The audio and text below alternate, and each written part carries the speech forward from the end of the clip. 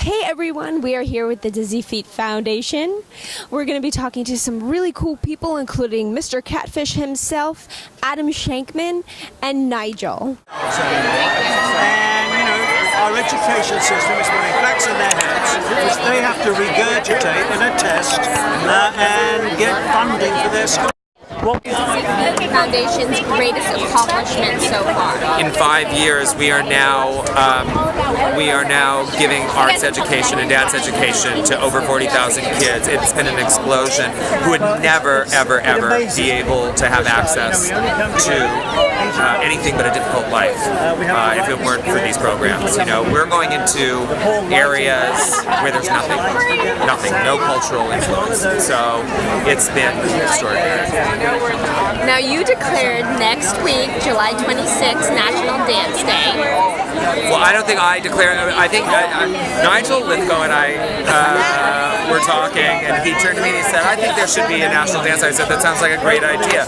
Next thing I know, he had gone to Washington and had it in place, and there it was. And I was like I was just dragged along for the ride. So it was really, really fun. So you've been posting videos on YouTube, showing people beginner dance moves, and just getting out and dancing. What shall we be expecting of that soon? What will you be next week is National Dance Day, and there's going to be thousands and thousands of people across the country all dancing together just for fun, just for the experience of being together and celebrating. That's what we just don't do in this country. We don't celebrate, because I feel like a lot of our days of celebration have become days about getting drunk. And so now these are just days about having fun. And when Adam and Nigel reached out to me and they asked me if I would use my hosting skills to host the evening, of course I said yes, because I was actually a dancer in New York on Broadway for many years before I transitioned over to TV, so dance is in my heart, and they do such amazing work bringing dance to so many people who are not able to maybe get into dance classes, and they've really changed the whole dance scene, so it's unbelievable. What is your favorite form of dance? My favorite form is the booty pop, the technical term, the booty pop. I'm quite good at it too. I've been working on it, like the twerk. I'm there. That's my move.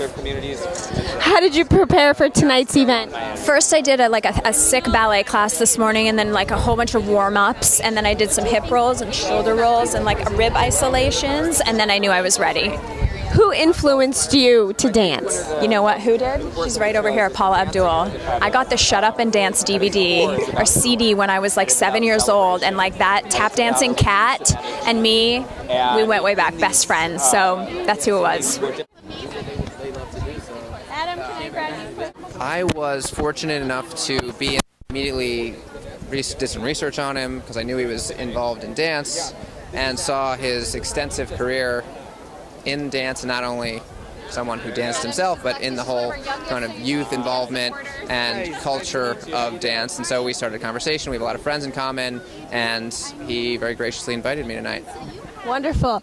Do you have a performing arts background yourself? I do. I was actually part of a youth dance organization as a toddler, or I don't know how old I am, 5th grade through high school. That's probably older than toddler. But dance sort of was the first thing that I was passionate about and helped me understand who I was and find some real creative outlet. So I'm still involved with that organization, and I'm now getting involved with this one. Did you have anyone specific that influenced you to dance? Yes, absolutely. Jacques d'Amboise, who founded the National Dance Institute, was the first person who really showed me how wonderful and expressive and fun dance can be. So what is your favorite thing about filming Catfish? I mean, it sounds maybe a little generic, but I love being on the road with my crew, with Max.